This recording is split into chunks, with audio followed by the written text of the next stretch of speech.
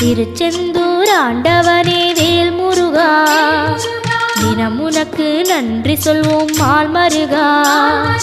திருவடியில் தவம் இருப்போம் திருமுருகா, தீப்பெழுது நலமெனவே வடிவழகா.